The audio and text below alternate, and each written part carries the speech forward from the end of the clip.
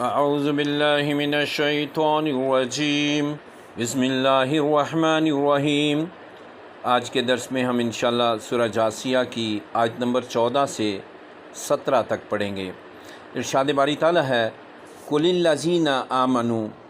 اے نبی کریم صلی اللہ علیہ وسلم آپ فرما دیجئے اہل ایمان سے، یغفروا للذین لا یرجون ایام اللہ، یغفروا وہ درگزر کریں للذین ان لوگوں سے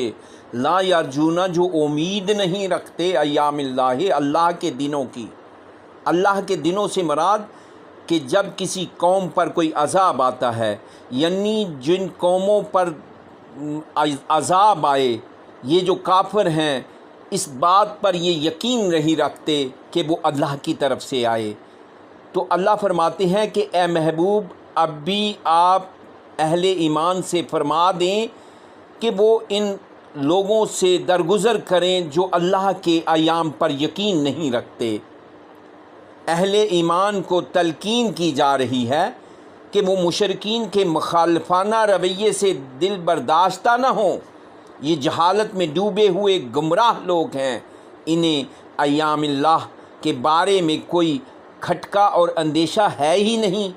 انہیں ادراک ہی نہیں کہ جس عذاب نے ماضی کی بڑی بڑی اقوام کو نیست و نابود کر دیا تھا وہ ان پر بھی آ سکتا ہے۔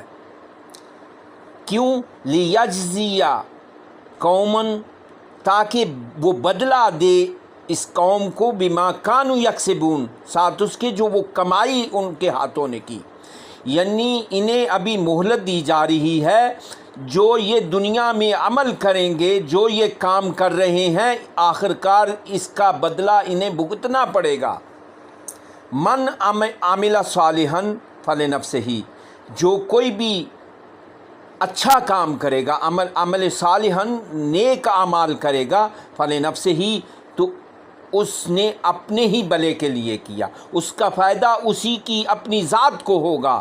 ومن اساء، اور جس کسی نے برا کام کیا، برائی کی، فعلیہا تو اس کا وبال بھی اسی پر ہوگا۔ ثم الی ربکم ترجعون، پھر تم لوٹا دیے جاؤ گے اپنے رب کی طرف۔ یعنی اس دنیا میں جو کوئی بھی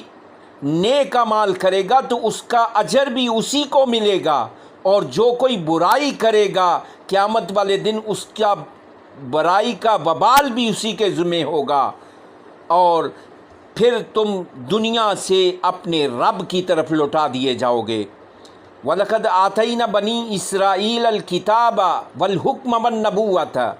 وَلَقَدْ آتَيْنَا اور البتہ تحقیق ہم نے عطا کی بنی اسرائیل کو الکتاب کتاب، والحکم اور حکومت، والنبوت اور نبوت،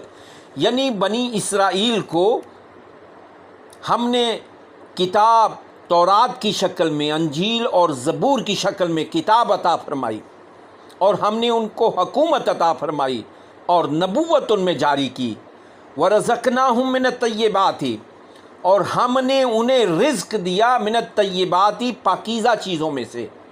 وَفَضَّلْنَاهُمْ اور ہم نے انہیں فضیلت دی علی العالمین تمام جہانوں پر۔ بنی اسرائیل کے حوالے سے ہمارے لیے اصل سمجھنے کی بات یہ ہے کہ وہ لوگ جب دین کی طرف پیٹھ پھیر کر دنیا میں منہمک ہو گئے، عیاشیوں میں پڑ گئے اور آخرت کو بھول گئے، تو اللہ تعالیٰ کی طرف سے فضیلت کے حامل اس قوم پر ذلت اور مسکن تھوپ دی گئی۔ قرآن میں آتا ہے وَضُرِبَتْ عَلَيْهِمُ الذِّلَّةُ وَالْمَسْكَنَةُ، یعنی ہم نے ان پر چسپاں کر دی ذلت اور مسکن، ذلت اور مسکینی ان پر مسلط کر دی گئی۔ یعنی اللہ تعالیٰ فرماتے ہیں کہ ہم نے بنی اسرائیل کو ہر چیز عطا کی، کتاب دی، نبوت عطا فرمائی اور حکومت عطا فرمائی، پھر انہیں دنیا کی بہترین چیزوں میں سے رزق عطا فرمایا اور ساری عالم میں ان کو فضیلت دی، لیکن جب انہوں نے ہمارے دین سے منہ پھیرا تو پھر ان پر ضربت علیہم الذلۃ والمسکنۃ، تو ہم نے ان پر ذلت اور مسکنت چسپاں کر دی۔ وآتینہم بینات من الامر، اور ہم نے انہیں عطا کی دین کے معاملے میں واضح ہدایت، وآتینہم، اور ہم نے عطا کی انہیں بینات واضح من الامر، دین میں سے، امر میں سے، یعنی امر سے مراد دین اور شریعت ہے، یعنی ان کے انبیاء کو وحی کے ذریعے اللہ تعالیٰ کی طرف سے تمام ضروری ہدایات مسلسل ملتی رہیں۔ اس کے علاوہ انہیں تورات، زبور اور انجیل جیسی کتابیں بھی عطا کی گئیں۔ فَمَا اخْتَلَفُوا، تو انہوں نے اختلاف کیا، اِلَّا مِن بَعْدِ مَا جَاءَهُمُ الْعِلْمُ، مگر بعد اس کے کہ ان کے پاس علم آ گیا، بغیم بینہم، ضدم زدہ کے سبب، یعنی علم ہونے کے باوجود، پہچاننے کے باوجود انہوں نے اختلاف کیا، اور اختلاف کی وجہ کیا تھی؟ بغیم بینہم، آپس کی بغی، آپس کی ضد۔ کتاب اللہ کی واضح تعلیمات ان لوگوں تک پہنچ چکی تھیں، اس کے باوجود ضد بازی کی بنیاد پر ان کے اندر شدید اختلافات پیدا ہو گئے، اور انہی اختلافات کی وجہ سے یہ قوم مختلف گروہوں میں بٹ گئی۔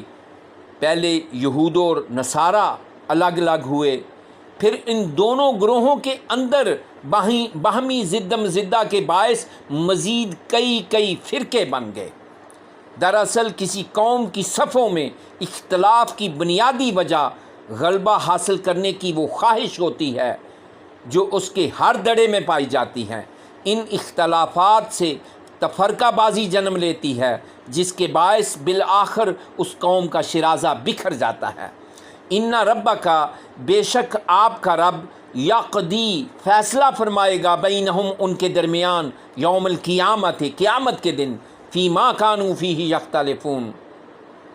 ان باتوں کا جن میں وہ اختلاف کیا کرتے تھے، یعنی اللہ قیامت والے دن ان کے اختلافات کا فیصلہ فرمائے گا، کون حق پر تھا اور کون حق کو چھوڑ کر گمراہ ہو گیا۔ اللہ تعالی ہمیں قرآن حکیم کو پڑھنے، سمجھنے اور اس پر عمل کرنے کی توفیق عطا فرمائے۔